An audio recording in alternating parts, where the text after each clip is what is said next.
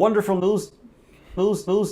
Wonderful news, everybody. I have my lapel mic, so now there's no more dependency on that other awful Yeti mic that has so many adjustments. This is just a clean, good lapel mic that I can just put right in my mouth. But with an insanely long cord. Like, it's a little absurd. I could leave. I could review the book from the other room. In fact, I might just do that. It's so ridiculously long. I'm in my kitchen. But anyway, I'm here to review Summer Night. I still need to close the door. I need to like give the illusion this is a studio and not my office. Summer Night, book 4 of the Dresden Files by Jim Butcher, following Henry Cavill, Harry Dresden. There's so many Harrys in my mind. Harry Potter. Following Harry Potter through his adventures after he grew up after Hogwarts. Now he's a wizard detective. I'm sticking with that. Fight me. There's gonna be someone who doesn't understand I'm joking in the comments, but I'm just gonna deal with that. So I've had some issues with Dresden Files. I thought it started off with one of the strongest entries to a series I've ever seen, and then it started stumbling. I thought book 2 was one of the sharpest downturns I'd ever seen. Book 3 kind of returned to form and was at a solid, I enjoyed it, out of 10, and I found book 4 to be the closest yet to getting back to how much I enjoyed book 1. I still did have some pretty glaring issues with it, but overall it was still a really fun ride. And aside from some personal preference issues, I can't really say I hated much about it. You know what also was fun? You guys are on a actual like camera stand, so I can actually just move the camera as well. You want to just review around my apartment? I'm not going to do that because the lighting's terrible everywhere but here. I had a long day. But when it comes to Summer Night, I really liked certain aspects of it. I found certain aspects of it to be as good as book 1. The characterization and relationship building was fantastic. As good as the first one, and really won me over. Harry is just as captivating and wonderful to follow as he was in his first entry, and the overall initiating events had me really hooked. It felt like he was getting back to his detective origins. There was this re-embracing of the original noir genre that I felt this series needed to get back to where it was. And it felt like it just returned to form, returned to its roots, acknowledging the genre that inspired it, the noir detective. And I loved all of that. But then as the book went on, a few issues emerged. First and foremost, one of the most sloppy character introductions I've ever seen. I'm not gonna get into details. Let's just say there's a scene where Harry mentions somebody and then they appear in like the next scene. And I even thought to myself like, oh, I bet this character is going to be introduced in like the next book, because it'd be a little crazy for them to be just introduced right away after Harry mentions them so deeply and detailed.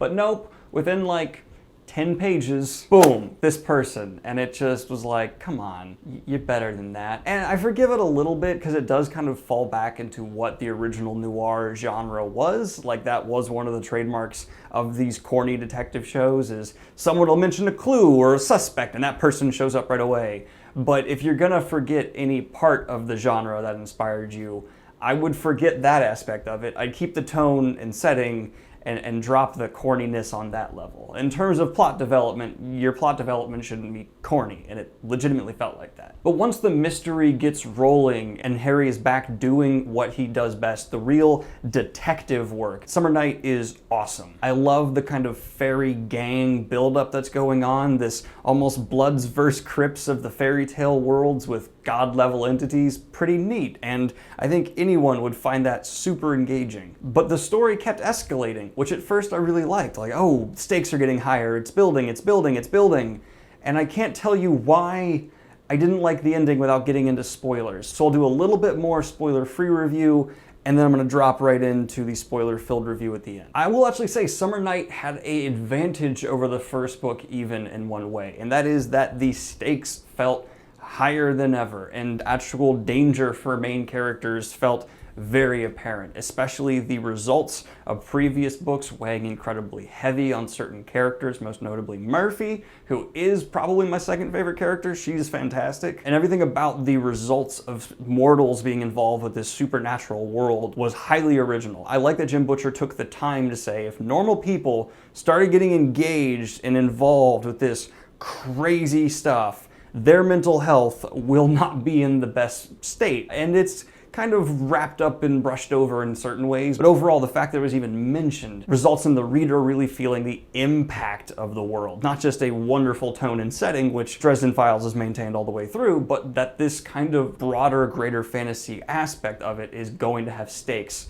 for the progressional plot overall. Overall, if you're a Dresden Files fan who's already read the book and you are just watching this to know if I like it or not, great. And I do. I kind of always liked this series. Even my worst review of what I thought was the worst book, book 2, I still enjoyed. Like, it was just super corny and predictable, and to a point where I was like, ugh, rolling my eyes, but I still liked reading it. And Summer Night is just even better. I mean, there's still cornballness to this series. It's going to be there. It's one of the defining aspects of Dresden Files. It's intentional, and I like it. If you're gonna be inspired by these, see, noir detective stories, it's gonna be there. And I just want Jim Butcher to embrace certain aspects of that genre and back away from a few others. But I really can't take points off for that because it's purely a personal preference. Some people, I'm sure, enjoy the over-the-top corniness of this character was just mentioned. I wonder if they'll appear. I highly recommend you get into Dresden Files, mainly because for anybody, they're an incredibly easy read. They're engaging and enjoyable, and it's almost impossible to hate them. Unless you're really bothered by a lot of sexuality, because that is super pervasive throughout Dresden Files. Harry is a horny dude, and he notices attractive women, but it's never in a demeaning or derogatory way. It's just the realistic male gaze of a guy who's around supernaturally beautiful beings. You're gonna notice,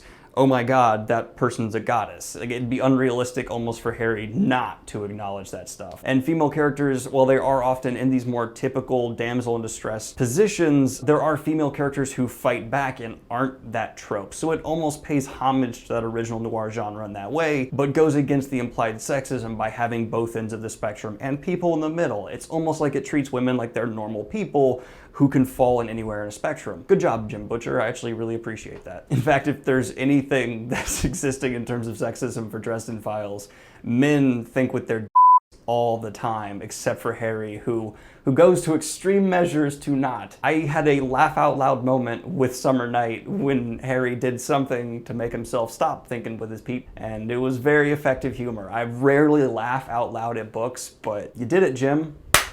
Good job. Now we're going to get into a bit of spoiler talk. I'll keep it as vague as possible, and it will not be total end of story spoilers, but it's pretty big. So the two things that are actually pretty big criticisms of this story overall. And the first big one is a personal preference, so I'm not really holding it against the book overall. And that personal preference is I do not want to see my detective story result in big battles. And the fact that we have this guy who is a private investigator detective suddenly being referred to as a mercenary, and as soon as that happened, I got a little worried. I was like, oh no, please don't tell me they're gonna be, no, don't, because I could tell it was foreshadowing and kind of implying what he was gonna end up doing, and I didn't want that. And then he ends up in this battle. I don't want to say jumping the shark. That's the wrong term, but it was just so over the top, and it took what was really good building of stakes, and it didn't know when to cap it, and it kept building to a point where it's like, this no longer fits the established world tone setting you're putting in for your character. And again, that's my opinion. That's how I want my detective presented to me. I don't ever want to see my detective out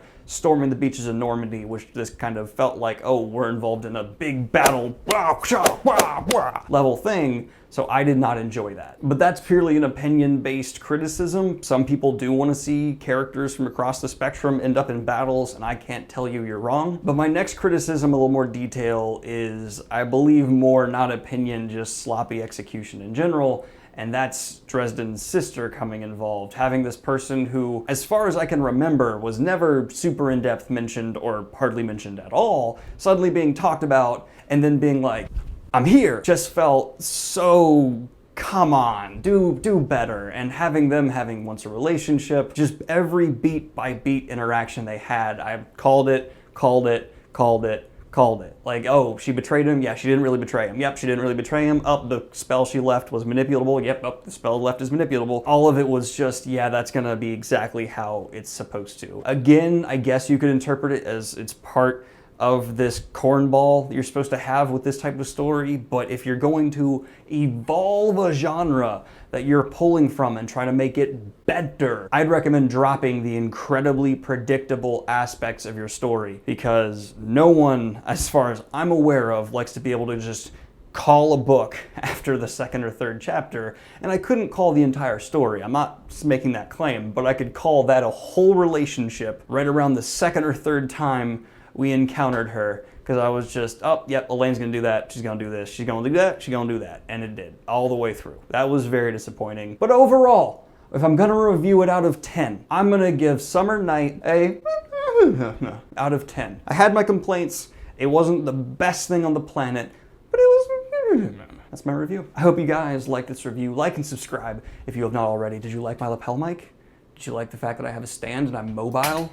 I can take you places. I can show you the world. Like and subscribe if you have not already. Hit the Patreon if you want to support my channel. And let me know what you thought of Summer Night in the comments down below. Have a good one, y'all. Peace.